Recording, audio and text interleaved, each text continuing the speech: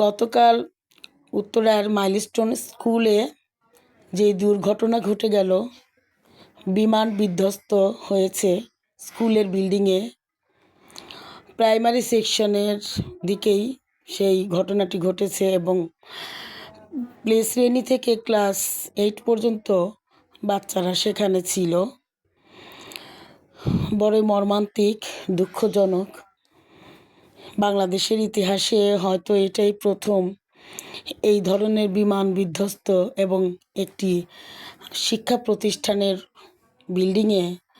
আমার জীবনে আমি কখনো দেখিনি, শুনিও নেই। আমার মনে হয় এটাই প্রথম।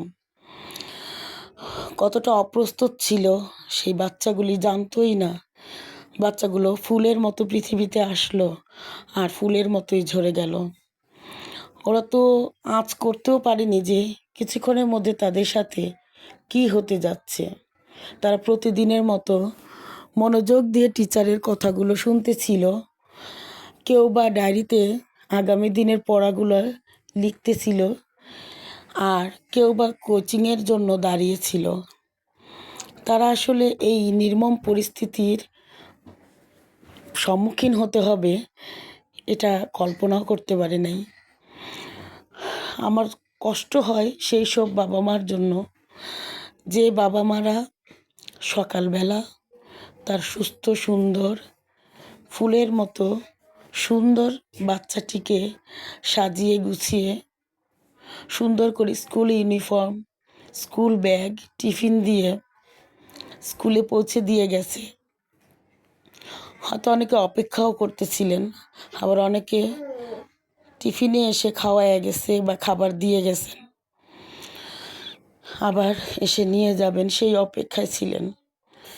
তারা তো কল্পনাও করতে পারে নাই। তারা তো ভেবেছিলেন প্রতিদিনের মতো তাদের সন্তানকে তারা আবার বুকে ফিরে পাবেন, আবার বাসায় নিয়ে যাবেন। স্কুল থেকে বাসায় যাওয়ার পথে বাচ্চারা বায়না ধরবে, কেউ বা আইসক্রিম খেতে চাবে, কেউ বা চকলেট খেতে চাবে, আর সেই বায়নাগুলো গার্ডিয়ানরা হাসি মুখে পূরণ করবে। কিন্তু হায় আল্লাহ তাআলা, কি নির্মম একটা পরিস্থিতির মোকাবিলা তাদেরকে করতে হলো, আমাদেরকে করতে হলো। তারা সুস্থ সবল বাচ্চাকে দিয়ে গেল, আর বাচ্চাগুলো সেই আগুনে পুড়ে ঝলসে ছাই হয়ে গেছে। মানতে বড় কষ্ট হয়। কতটা হৃদয় বিদারক ছিল সেই দৃশ্যগুলো, যে বাচ্চাগুলো বের হয়ে আসতেছিল, আগুনে ঝলসে গেছে তাদের পুরো শরীর, কারো চামড়া ঝুলে আছে, কারো গায়ের পোশাকটা পুড়ে সারা শরীরে লেগে গেছে। তারপরও বাঁচার জন্য আপ্রাণ চেষ্টা, তারা বের হয়ে আসছিল। হসপিটালগুলোতে তাদেরকে নেওয়া হয়েছে, অনেকে হয়তো সেখান থেকে মারাও গিয়েছে।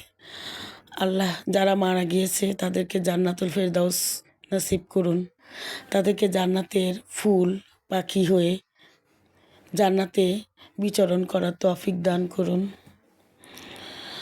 আর সেই বাবা মাকে শোক সইবার তৌফিক আপনি দান করুন। আল্লাহ তাআলার এই সিদ্ধান্তকে তারা যেন ধৈর্যের সাথে মেনে নেয়, সেই দোয়াই করি। আল্লাহ হাফেজ।